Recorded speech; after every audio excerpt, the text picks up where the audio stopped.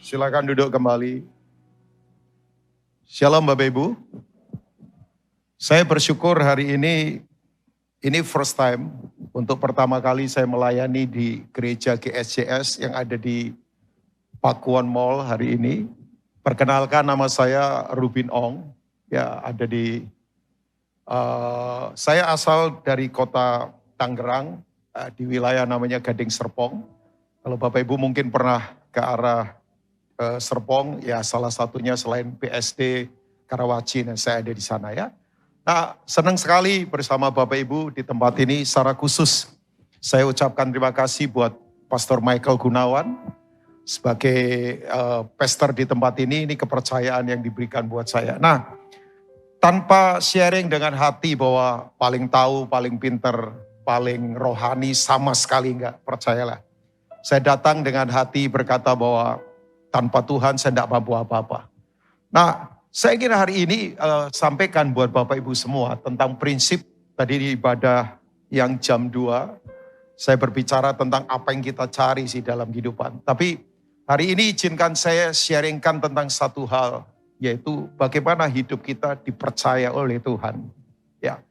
Nah, ini prinsip yang penting yang harus kita sungguh-sungguh sungguh-sungguh kita hidupi dalam kehidupan. Bagaimana dipercaya oleh Tuhan. Ya.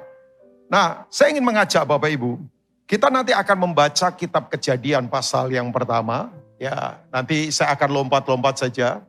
Oh, saya disuruh mau difoto dulu kali ya. Oke, multimedia ya. Coba kita lihat Kejadian pasal pertama, Bapak Ibu ya. Kita akan lihat lompat-lompat saja. Tapi begini Bapak Ibu.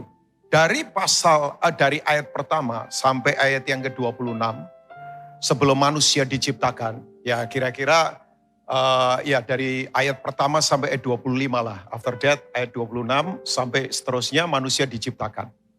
Itu selalu kalau Tuhan menciptakan alam semesta, baik menciptakan langit, menciptakan cakrawala, lautan, kemudian binatang, tumbuhan dan sebagainya. Itu selalu ditutup dengan kata ini.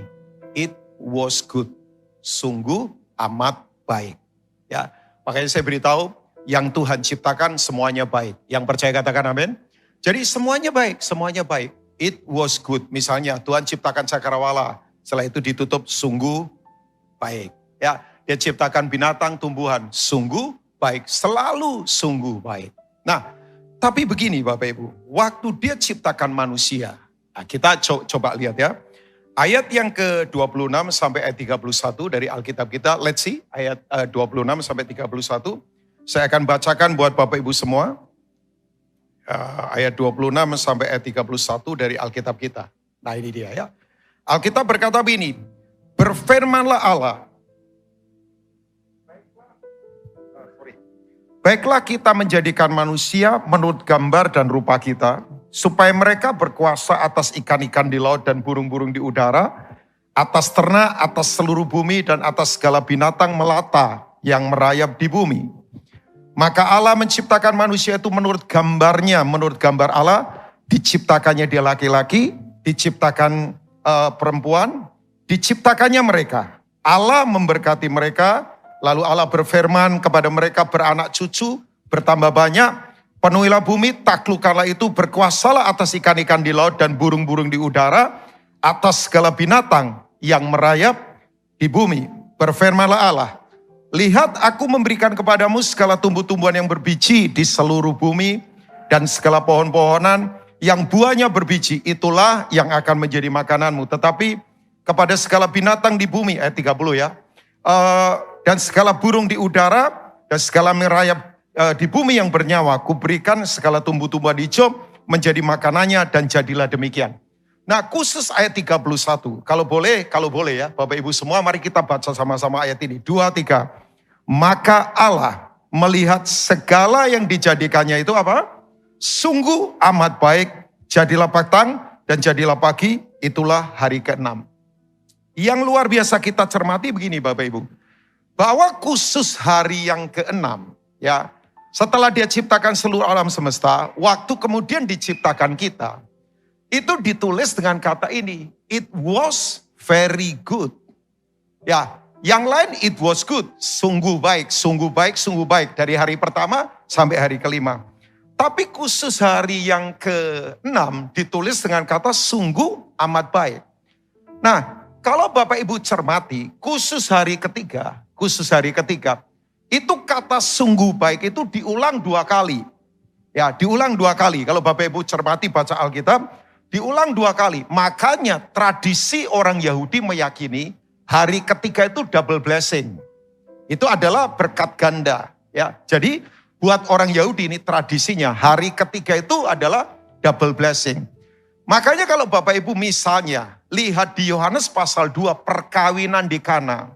Itu ditulis begini, pada hari ketiga ada perkawinan di Kana. Nah, karena buat orang Yahudi mengadakan pesta pernikahan, pesta kemudian kelahiran anak, mereka itu konsepnya begini, hari ketiga itu double blessing, yaitu ada berkat ganda. Makanya mereka punya keyakinan begitu. Nah, saya tidak fokus itu Bapak Ibu. Tapi fokus saya adalah pada ayat 31 ini. Sungguh amat baik. Ya, jadi begini Bapak Ibu, ternyata semua yang Tuhan ciptakan itu baik. Yang setuju sekali lagi katakan amin. Tapi begini, kalau Tuhan kenapa dia katakan bahwa waktu dia ciptakan manusia itu sungguh amat baik? Karena begini, dia ketemu makhluk atau dia ciptakan kita yang bisa dipercaya mengelola semua yang dia ciptakan. Jadi begini, apa saja yang kita perlukan sebetulnya itu sudah ada.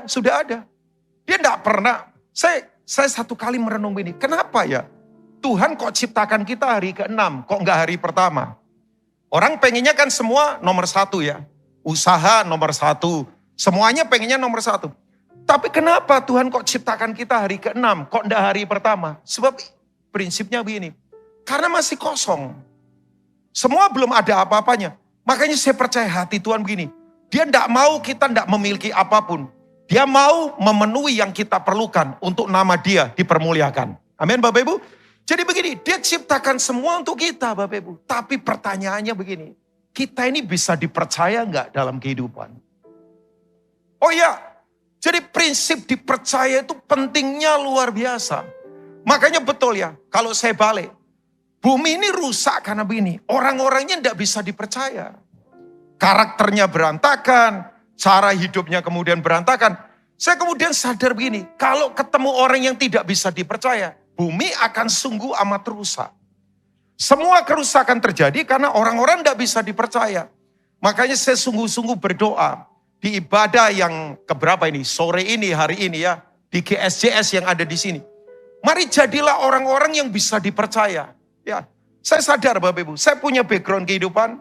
Ya, saya kalau tengok ke belakang, saya berkata begini, saya secara manusia, nggak mungkin untuk kemudian Tuhan bisa pakai. Oh iya, papa saya bankrupt, saya masih SMP, saya masih ingat sekali. Kita 8 bersaudara, saya anak nomor 1. Dulu saya pikir nggak jadi orang walaupun sudah orang. Ya saya nggak tahu jadi apa. Ya sampai orang berkata begini, nggak mungkin ini. Keluarga ini kemudian begini, dipakai Tuhan. Ya orang bisa banyak berkata banyak hal. Saya sendiri secara pribadi, hopeless sebetulnya. Putus asa dalam kehidupan. Teman-teman saya berkata begini, udah Rubin, gak usah jadi anak baik lah. Udah rusakkan saja. Kamu gak ada harapan ke depan. Semua yang ada pada kamu berantakan semua. Tapi saya beritahu buat Bapak Ibu. Begitu Tuhan sentuh saya masih ingat. Tuhan sentuh saya 1 kali lewat seorang pembicara. Kemudian begini, saya dilawat Tuhan. Nah saya kalau bilang lawatan Bapak Ibu, gak cuma soal perasaan. Saya gak mau ukur lawatan dari merinding. Ya ada orang berkata, wih lawatannya kuat ya. Kenapa? Saya merinding. Sorry ya.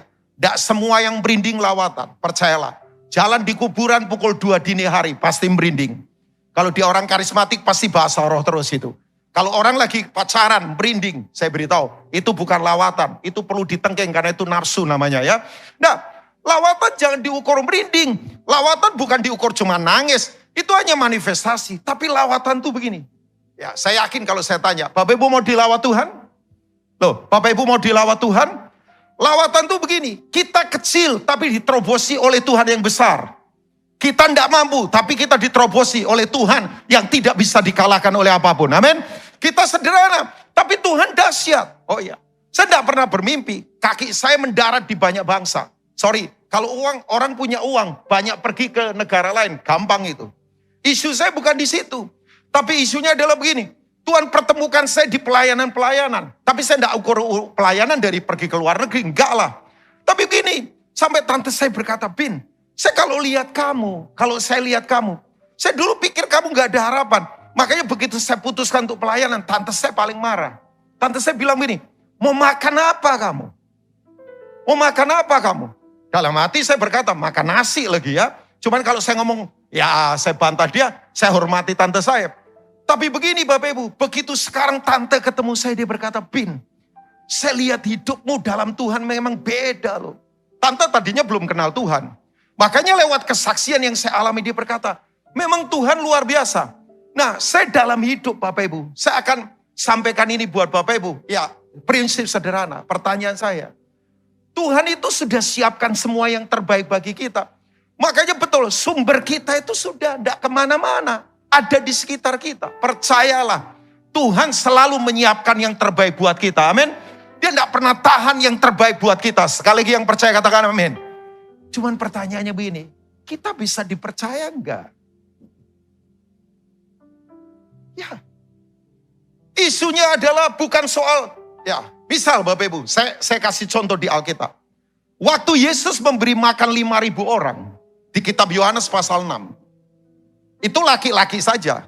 Menurut penafsir Alkitab namanya William Beckley. Itu kira-kira jumlahnya hampir 11.000 orang. Dengan wanita dan anak-anak. Ya kan? Yesus bilang begini sama murid-muridnya. Beri mereka makan. Saya nggak mau mereka kelaparan. Saya beritahu buat kita semua. Tuhan nggak suka kita kelaparan. Amin. Sebab ini orang kelaparan, kesurupan. Ya, oh iya kan? Coba, bangsa kita pernah terjadi riot. Karena orang lapar. Di mana terjadi kelaparan, orang bisa kesurupan. Lapar kasih sayang, lapar penghargaan, lapar kemudian apa? Semua hal yang harusnya dia dapatkan. Bapak Ibu tahu.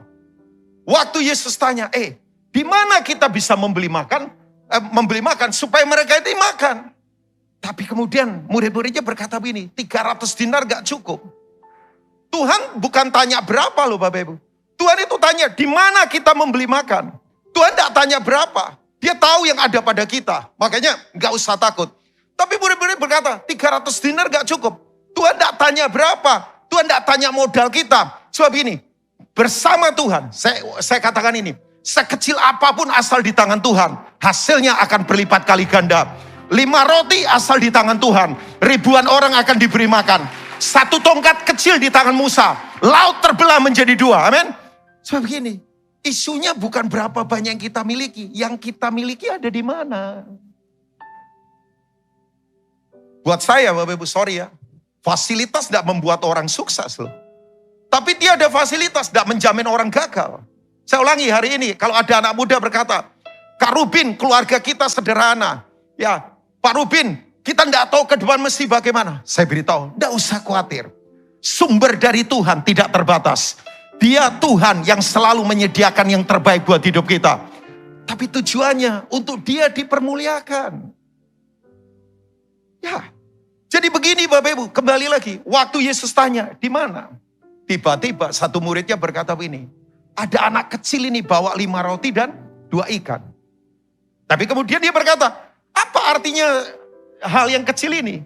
Seringkali kita sepelekan yang kecil kan. Ya, padahal saya ingatkan ya, dari yang kecil orang jadi besar. Tapi biasanya orang kalau sudah besar, lupa yang kecil-kecil. Saya ulangi, hati-hati ya. Dari yang kecil orang jadi besar. Tapi biasanya orang kalau sudah besar, lupa yang kecil-kecil. Lupa teman-teman lamanya, lupa waktu berdoa, lupa hal-hal yang sederhana. Karena ini sudah rasa besar. Padahal dari yang kecil, orang jadi besar. Nah begini Bapak Ibu, tidak usah takut. Ya, masalahnya begini. Apakah Tuhan ketemu orang yang bisa dipercaya dalam kehidupan? Sebab isunya bukan soal, sekali lagi, bukan soal berapa yang ada pada kita. Bukan soal kita punya apa. Enggak masalah dengan itu. Saya percaya Tuhan sanggup melakukan perkara yang luar biasa. Nah kembali lagi. Makanya begitu Tuhan ketemu orang yang bisa dipercaya. Tuhan itu bergirang dan berkata, it was good, sungguh amat baik. Nah saya berdoa hari ini. Di gereja ini jadilah orang-orang yang bisa dipercaya. Pertanyaan saya, apakah kita bisa dipercaya di keluarga? Ya. Apakah kita bisa dipercaya di keuangan? Apakah kita bisa dipercaya dalam semua aspek kehidupan? Saya paling takut menjadi orang yang tidak lagi dipercaya oleh Tuhan. Ya, saya paling takut itu. Sebab ini Tuhan cari orang-orang yang bisa dipercaya. Hari ini saya ingatkan buat kita, enggak usah takut dengan semua situasi yang terjadi. Oh, semuanya enggak pasti ke depan. Pandemik ini mengajarkan bahwa begini, coba, ketakutan nyata di depan mata. Orang kesepian di mana-mana. Bahkan saya beritahu, ketidakpastian sangat nyata di depan mata kita. Tapi percayalah begini, Tuhan pasti akan membuat kepastian yang pasti di tengah situasi yang tidak pasti. Karena Dia Tuhan yang sangat luar biasa. Cuman begini persoalannya, kita bisa dipercaya enggak? Saya bertanya pada diri saya ini bisa dipercaya enggak? Karakter saya apakah bisa dipercaya? Hidup saya apakah bisa dipercaya? Sebab begini, buat Tuhan Bapak Ibu, gampang. Buat Tuhan menyediakan yang terbaik buat kita, itu gampangnya luar biasa. Saya punya sahabat dekat, minggu kemarin kita ketemu di kota Semarang. Ya, setelah hampir kira-kira 3 tahun saya tidak ketemu dia. Saya ketemu dia. Kita ngobrol, saya kangen sama dia. Kita putuskan tuh awal April nanti, dalam anugerah Tuhan, kita akan mulai kembali mengadakan seminar misi di daerah-daerah. Karena hati saya lebih suka ke situ. Seminar misi ini udah rutin, kira-kira udah jalan hampir mungkin 4-5 tahun. Dan tiap tahun itu 2 kali ratusan hamba Tuhan dari pedalaman-pedalaman. Ini asli pedalaman-pedalaman. Ya, nah Bapak Ibu begini, waktu saya ngobrol sama dia, orang ini memang hatinya luar biasa. Bapak Ibu, saya tidak kultuskan dia, mungkin hari ini dengar khotbah saya lewat live streaming. Ini pakai live streaming ya, Ira ya, ada ya. Mungkin saya nggak tahu, saya sapa dia, tapi dia tidak tinggal di Jawa, dia tinggal di daerah. Bapak Ibu, saya tahu orang ini adalah orang yang bisa dipercaya. Dia punya usaha kira-kira, ya mall kira-kira di atas 16 tempat. Hotel ada beberapa, theme park untuk arena main anak-anak ada beberapa. Dan sangat diberkati luar biasa. Tahu Bapak Ibu, cuma lulusan SMP.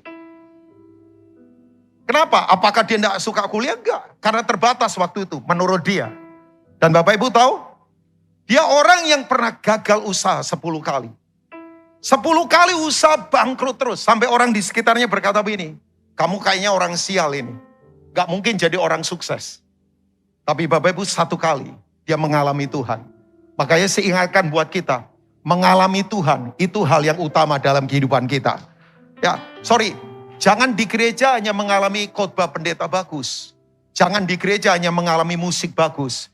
Jangan di gereja hanya mengalami acara kebaktian bagus. Oh saya tahu, di GSJS ini musik bagus, ibadah bagus. Oke, semua itu oke. Cuman pertanyaannya, kita ngalami Tuhan gak? Jangan hanya ngalami pendeta bagus. Jangan hanya mengalami musik bagus. Oke, gak masalah dengan itu. Tapi ngalami Tuhan gak? 1 kali ada orang datang ke saya. Pak Rubin, semua pendeta terkenal. Saya tahu nomor teleponnya. Saya kenal sama mereka. Cuman pertanyaan saya, isunya bukan itu Pak. Kamu dekat dengan pendeta. Kamu berubah enggak? Ya, belum tentu orang dekat dengan pendeta berubah. Malah kadang-kala pendetanya berubah seperti orang itu. Jam tangannya berubah, sepatunya berubah. Oh bisa jadi kan? Tapi begini, kalau kita ngalami Tuhan, pasti kita berbeda. Yang setuju katakan amin. Bapak Ibu yang luar biasa begini. Dia punya pelayanan sampai bikin saya geleng-geleng kepala.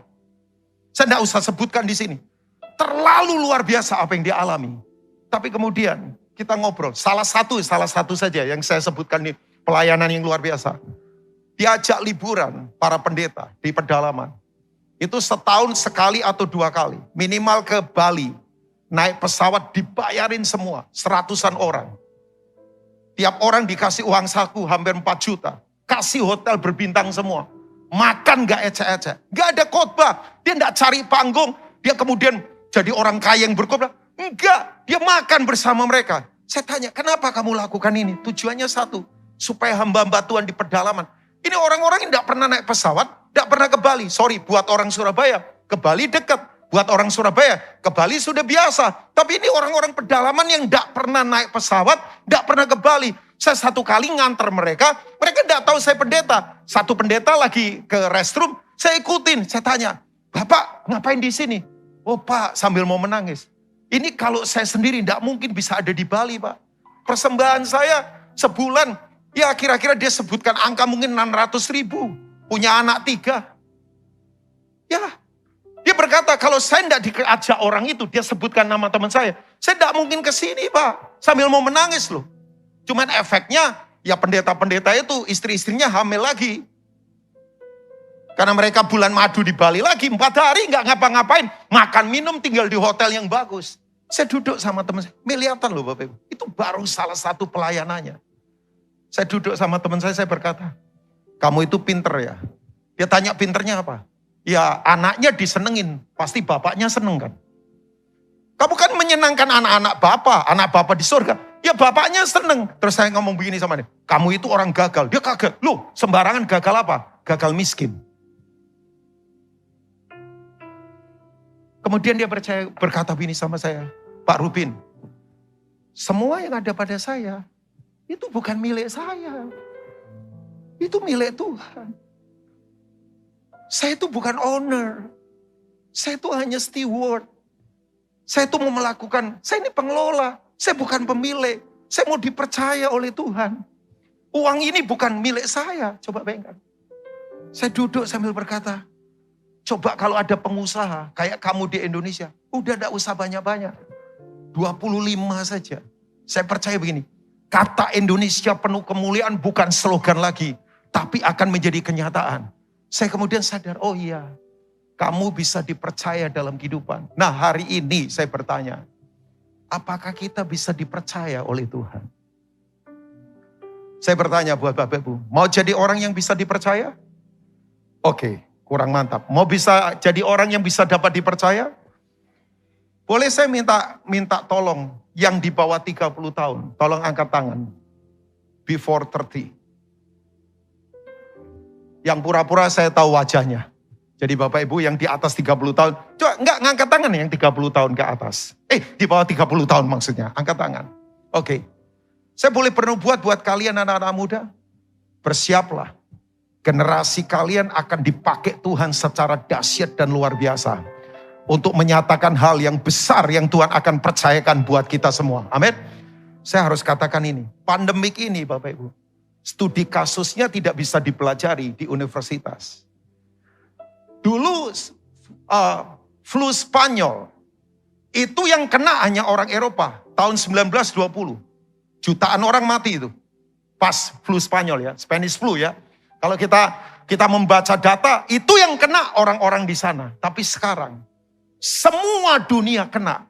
Tapi saya yakin Bapak Ibu, ini waktunya akan bangkit generasi yang akan dipercaya Tuhan, dipakai Tuhan secara luar biasa. Makanya saya katakan, generasi muda, kalian akan kuat, kalian akan kreatif. Tuhan akan siapkan sesuatu yang luar biasa untuk kalian terlibat di dalamnya. Nah, saya secara pribadi senang. Saya lihat GSCS ini. Ya, tadi di mana Green City. Ya ampun, anak muda semua yang Tuhan pakai. Ya, saya percaya. Saya tahu saudara punya Pastor Michael Gunawan. Itu before 30. Saya enggak puji dia supaya dipanggil lagi. Enggak. Karena saya bukan cowok panggilan, percayalah. Ya, tapi saya yakin. Ini era baru yang luar biasa. Cuman begini pertanyaan saya. Kalian bisa dipercaya enggak? Saya duduk di satu negara. Atas anugerah Tuhan saya ke sana. Saya ada di Toronto satu kali. Saya duduk dengan satu anak muda. Dia antar saya, dia jemput saya, dia antar saya makan. Ya, waktu kemudian saya balik, saya berkata sama dia, kamu mau pulang ke Indonesia? Balik Kak Rubin. Dia panggil saya kakak. Kamu mau ngapain? Dia jelasin, bla bla bla bla bla bla. Saya kaget, sekian tahun kemudian, dia diinterview oleh Metro TV. Sebab dia adalah pendiri dari tiket.com. Dan kemudian dia bukan hanya itu soal bisnisnya ya. Tapi sekarang dia melayani komunitas. Ribuan orang yang dia bina. Dia turun ke sekolah-sekolah. Apa yang Tuhan berikan pada dia, dia salurkan untuk melatih banyak orang. Sampai saya berkata begini, kamu pertahankan ini, hati yang bisa dipercaya oleh Tuhan. Makanya Bapak Ibu hari ini, sumber kita tidak terbatas. Gak usah takut, jangan ada yang kecewa, jangan ada yang putus asa. Cuman masalahnya satu saja, apakah kita bisa dipercaya? Nah, yang berikutnya, ciri orang yang bisa dipercaya. Sekali lagi saya mau tanya, Bapak Ibu mau bisa dipercaya Tuhan? Bapak Ibu mau bisa dipercaya Tuhan? Sekali lagi, sumber kita tidak terbatas. Yang percaya katakan amin. Udah, jangan minta orang. Selama pandemi ini, semua goncang. Semua goncang. Dari pendeta sampai preman goncang semua. Oh iya, saya baca artikel saya ketawa. Di Bangkok, pencopet turun omset hampir 80%. Karena gak ada dicopet. Gak ada yang dicopet. Gak ada turis kan. Coba, semua yang profesinya P goncang semua itu. Petinju, penyanyi, pilot, pengemudi, pendeta, pengusaha. Apalagi coba. Penyanyi, semuanya. Pemain musik. Ya dipaksa-paksa saja itu ya. Pemusik, semua goncang semua. Orang tanya begini sama saya. Pak Rubin, khawatir. Apa yang terjadi? Ira sempat tanya sama saya kalau nggak salah. Cuman tanya saja dia, tidak memberi solusi. Nah, Ira sahabat baik saya. Ya, kita suka menganiaya supaya rupa Kristus menjadi nyata di antara kita ya. Ira tanya, Pak Rubin banyak di rumah. Oh di rumah. Gimana kondisi? Saya bilang luar biasa. Ya, Tuhan pelihara. Ya ampun. Mungkin saya nggak tahu. Ira orang yang sedikit tahu tentang saya. Saya tidak suka minta siapapun. Oh channel banyak Pak. Koneksi banyak Pak. Teman banyak. Tapi saya melihat Tuhan itu memang luar biasa. Saya yakin Bapak Ibu pun mengalami. Makanya saya harus katakan. Tidak usah khawatir. Tuhan sudah siapkan semua yang terbaik. Kita diciptakan hari ke-6. Karena dia mau. Kita dipersiapkan semuanya yang terbaik. Alam semesta sumber yang tidak terbatas. Cuman masalahnya, apakah kita bisa dipercaya? Nah ternyata begini, orang yang bisa dipercaya adalah orang yang setia dan bertanggung jawab.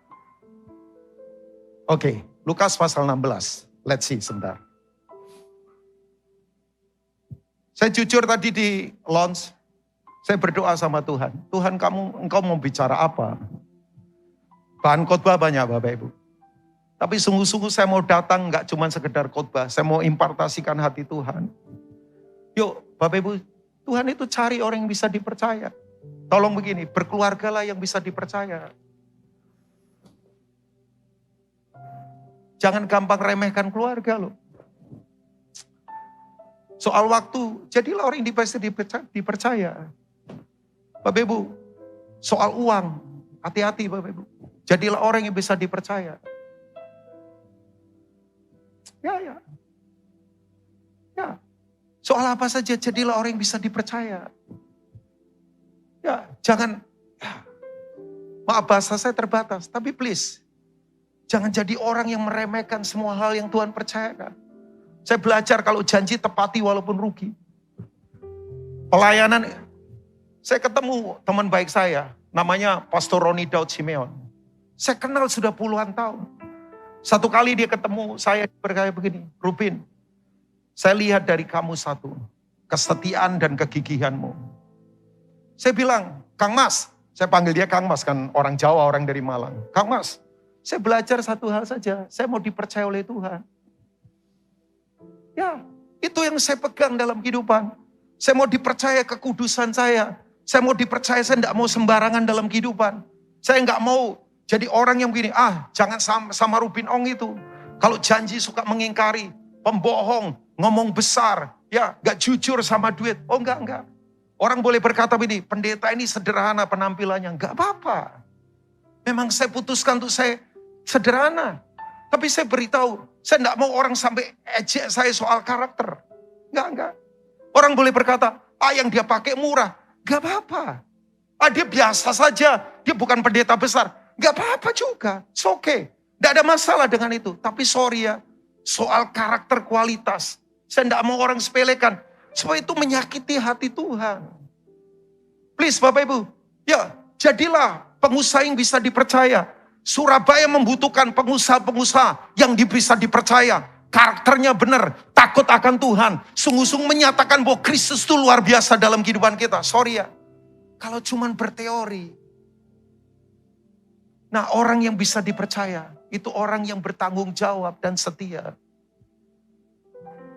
Lukas 16, ayat yang ke-10. Suara saya bisa didengar sampai ke belakang ya. Tolong yang di belakang boleh lambaikan tangan. Supaya make sure saja. Kalau enggak saya akan lebih keras lagi berbicara. Thank you ya Bapak Ibu ya. Lukas pasal 16. Ayat yang ke-10 sampai ayat yang ke-11. Thank you multimedia. Thank you saya tertolong. Barang siapa setia dalam perkara-perkara kecil. Ia setia juga dalam apa? Perkara-perkara besar.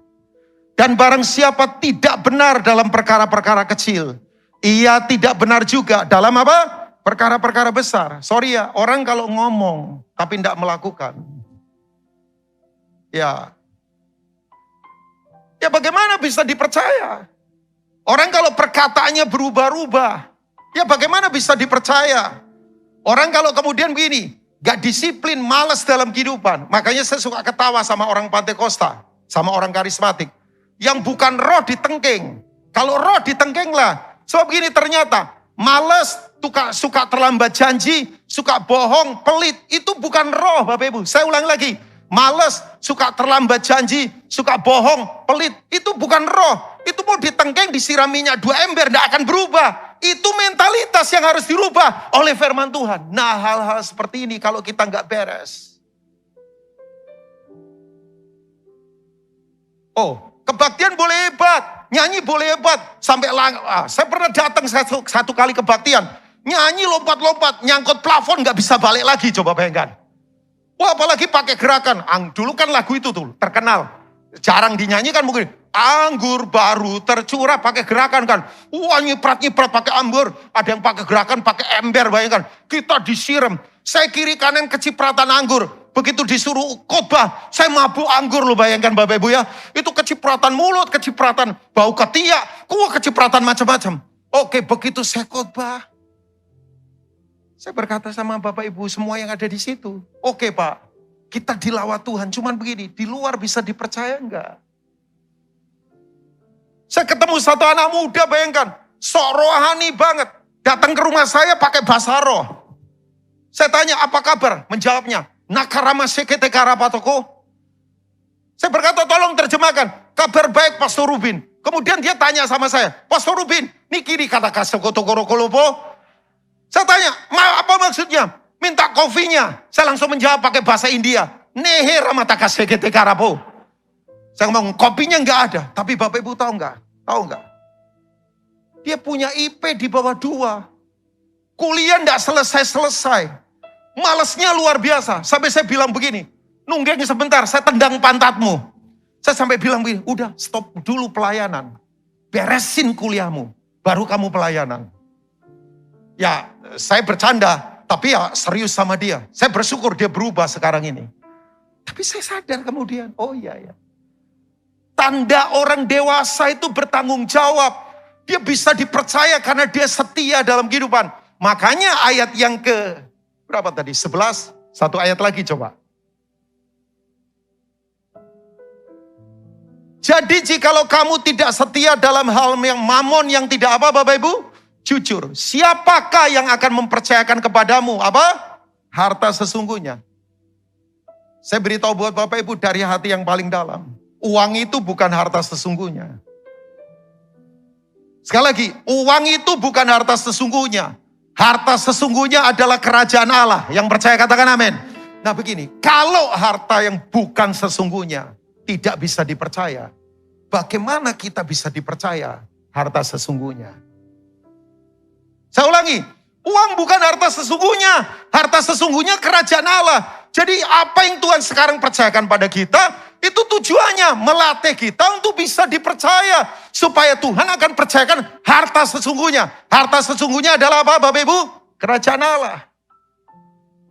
Pertanyaan saya, kita setia enggak soal ini? Ya. Bapak pendeta ngomong begitu, Bapak pasti menang. Sorry to say Bapak Ibu. Gelar pendeta saya enggak bisa menolong saya. kalau saya tidak putuskan untuk saya belajar bertanggung jawab dan setia dalam kehidupan. Ternyata orang yang bisa dipercaya adalah orang yang berani bertanggung jawab. Saya ingatkan sebagai sahabat, tolong para suami bertanggung jawablah di keluarga. Saya ingatkan para istri sebagai sahabat, tolong para istri bertanggung jawablah dalam kehidupan. Anak-anak muda saya ingatkan buat kita semua. Ya, sebagai kakak yang mungkin usia lebih tua dari kalian. Gak usah pandang saya sebagai pendeta, tapi sebagai kakak, sebagai sahabat kalian. Anak-anak muda, jadilah orang yang bertanggung jawab. Jadilah orang yang setia pada apa yang Tuhan percayakan. Please, kalau kamu kuliah yang terbaik. Kalau kamu melakukan apapun, lakukan yang terbaik. Lakukan sungguh-sungguh dalam semua kehidupan. Gak perlu cari penghargaan dari orang, sudah lupakan. Gak perlu cari tepuk tangan dari manusia. Yuk, carilah reward dari Tuhan. Carilah penghargaan dari Tuhan. Carilah pujian dari Dia.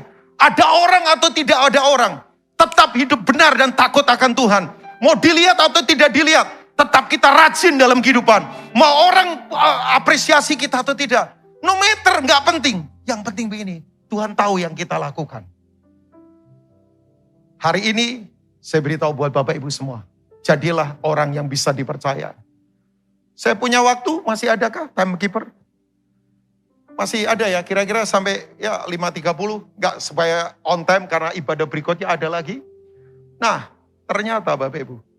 Sekali lagi saya mau tanya, Bapak Ibu mau bisa dipercaya dalam kehidupan? Yang berkeluarga, jangan sembarangan. Ya. Yang sekarang bekerja, jangan sembarangan. Tahu Bapak Ibu, bekerja itu bukan soal kita dapat uang. Bekerja itu artinya sedang menyembah Tuhan. Apapun yang kita lakukan, asal Tuhan dipermuliakan. Itu yang Tuhan mau untuk kita bisa dipercaya. Nah, saya ingin tutup dengan ini. Orang ternyata kalau bertanggung jawab, setia dan bisa dipercaya. Yang berikutnya, dia akan punya kapasitas yang luas dalam kehidupan. Oke. Matius pasal 25. Coba kita lihat sebentar. Matius pasal 25. Catat di hati Bapak Ibu, catat saja ya. Ini tiba-tiba statement ini muncul di pikiran saya. Kapasitas hidup kita itu mencerminkan kepercayaan Tuhan buat hidup kita. Saya ulangi ya. Kapasitas hidup kita itu lebar atau sempit, itu adalah cermin kepercayaan Tuhan dalam hidup kita. Saya kalau lihat orang kapasitasnya besar, saya tidak pernah mau iri sama dia. Karena saya tahu, dia punya hati yang luas dalam kehidupan.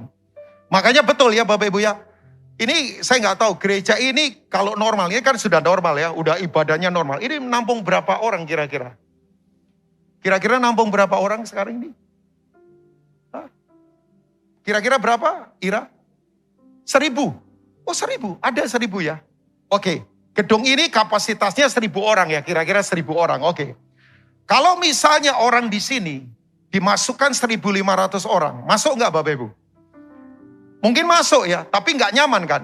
Ya, nggak nyaman, rebutan nafas. Saya yakin, yang badannya gede-gede pasti menang. Nah, karena kesedot banyak kan, yang kecil-kecil ya mungkin agak sedikit kalah. Mungkin kalau 1.500 orang, oke.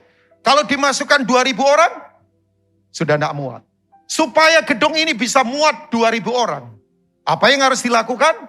Ya kalau masih ada space, diperlebar, dibongkar. Nah hal yang sama begini Bapak Ibu. Orang tidak mungkin bisa dipercaya hal yang besar. Sorry ya, kalau hidupnya nggak lebar. Misal, saya beritahu ya, contoh saja, ini contoh yang biasa kok. Saya punya ukuran baju, merek tertentu M. Ya, saya berani memberitahu nggak apa-apa, wong Natal masih jauh. Ya kan? Ya paling kalau Natal nanti Bapak Ibu lupa nomor saya kan, mungkin nomor saya sudah berubah. Ya, tapi begini, misalnya kapasitas saya pakai baju, misalnya merek tertentu, itu ukurannya M. Kadangkala bisa S juga. Kalau memang modelnya besar kan. Nah tapi kalau saya masukkan baju itu ke tubuh saya, ukurannya XL, oke bisa saya pakai. Tapi dilihat gak nyaman banget. Ya kan, gak enak banget kan. Orang yang pintar model berkata, gak enak itu. Ada kakak senior saya, namanya Koun, itu ada di kursi. Ya, dia tahu model lah ya. Ya, kalau saya misalnya pakai Excel, dia berkata, gak cocok Pak Rubin. Karena gak enak itu. Nah, kalau saya pakai ukuran lebih kecil lagi, XS, yang gak nyaman lagi, sempit, nanti bisa pecah. Nah, begini Bapak Ibu, ternyata kapasitas saya itu mempengaruhi yang saya terima. Makanya betul, kapasitas kita itu adalah cermin kepercayaan Tuhan buat hidup kita. Nah, banyak orang, sorry itu saya, mau dipercaya yang besar, tapi kapasitasnya gak luas. Gak setia, gak bertanggung jawab. Ya bagaimana? Makanya saya katakan ini buat Bapak Ibu. Untuk anak-anak muda di sini juga. Gak usah khawatir. Promosi datang dari Tuhan. Peninggian datang dari Tuhan. Anugerah datang dari Tuhan. Kebesaran datang dari Tuhan. Cuman masalahnya satu. Bisa dipercaya enggak? Ya. Oke, Matius 25. Coba saya akan lihat ayat yang ke-14. Saya sebetulnya tidak akan membaca ayat ini. Tapi tiba-tiba tadi ayat ini nempel banget di pikiran saya. Saya itu kalau membaca hidup Daud, Bapak Ibu, terkagum-kagum. Tahu Bapak Ibu, Daud itu bukan raja pertama. Raja pertama namanya siapa Bapak Ibu? Raja pertama namanya siapa? Daud itu raja kedua. Tapi tahu nggak Bapak Ibu? Raja contoh itu Daud. Harusnya raja pertama itu kan jadi raja contoh.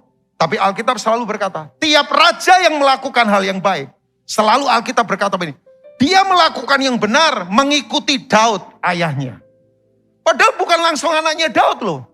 Tapi setiap kali raja Israel dari suku Yehuda yang melakukan yang benar, selalu dikatakan nih, dia mengikuti seperti yang Daud lakukan. Jadi Daud itu raja contoh. Nah kalau Bapak Ibu lihat Daud, Daud itu kalau ngomong CV, ngelamar kerja, coba bayangkan. Yang dia gembalakan 2 atau 3 ekor. Dia kan kecil, gak ada yang nonton. Sampai, sorry to say, mungkin Daud kalau orang kepahitan, dia luka sama Isai. Lagi pesta ada hamba Tuhan besar waktu itu namanya Samuel. Sedang cari raja menggantikan Saul. Anak-anaknya dipanggil, mulai dari Eliab dan sebagainya. Tahu Bapak Ibu, begitu semuanya sudah tampil, gak ada yang dipilih. Sampai Samuel tanya begini sama Isai. Ini anakmu semua kah? Tiba-tiba Isai kaget. Oh masih ada 1. Tapi jauh lagi mengembalakan domba. Sampai Daud dilupakan, bayangkan. Tapi kemudian waktu Daud dipanggil. Alkitab berkata, mukanya kemerah-merahan. Polos. Tapi yang luar biasa. Tuhan berkata ini, urapi sekarang. Ini orang yang aku pilih. Dia bukan soldier, dia bukan tentara. Dia tidak pernah sekolah ketentaraan. Tahu nggak? Sekolahnya adalah begini, berantem sama binatang buas. Sekolahnya adalah begini, di padang yang sepi. Tidak ada penonton, yang menonton bintang-bintang. Tidak ada orang yang tepuk tangan. Tidak ada panggung, tidak ada kebesaran manusia. Tapi Tuhan berkata begini, aku pilih dia. Orang yang berkenan di hatiku. Coba, sebelum ke kitab Matius, saya mau kita ke Kisah Rasul 13 ayat 22. Setelah ini saya akan tutup, sebab waktu saya sebentar mesti selesai. Kok saya semangat sendiri ya di sini ya? Kira gimana nih saya semangat sendiri, Drew? Ya, saya panggil-panggil mereka ini karena teman-teman lama saya semua. Saya kaget mereka di sini semua. Ada boy segala ya. Ya ampun. Setelah Saul apa Bapak Ibu? Setelah Saul apa Bapak Ibu? Takut gak baca ini? Siapa yang menyingkirkan? Saya beritahu buat Bapak Ibu ya. Kalau Tuhan mengangkat, tidak ada yang bisa menurunkan. Saya ulangi. Kalau Tuhan mengangkat, tidak ada yang bisa menurunkan. Tapi tolong takutlah. Kalau Tuhan sudah membanting ke bawah. Saudara mau minta tolong siapa? Pemerintah? Putin? Joe Biden? Warren Buffett? Bill Gates? Zuckerberg? Silakan. Makanya orang kok takut sama orang ya. Takut akan Tuhan. Setelah Saul disingkirkan, Allah mengangkat Daud menjadi raja mereka. Siapa yang mengangkat Daud? Siapa yang mengangkat Daud? Pertanyaan saya, Daud punya gelar apa?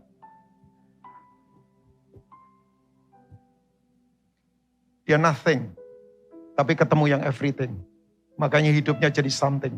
Saya ulangi, saya nothing, gak apa-apa. Tapi saya punya Tuhan yang everything. Makanya saya bisa jadi something. Dari nothing tidak mungkin jadi something kalau tidak ketemu yang everything.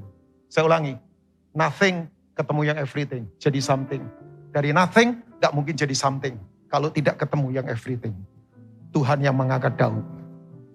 Saya berdoa, Tuhan akan mengangkat kita.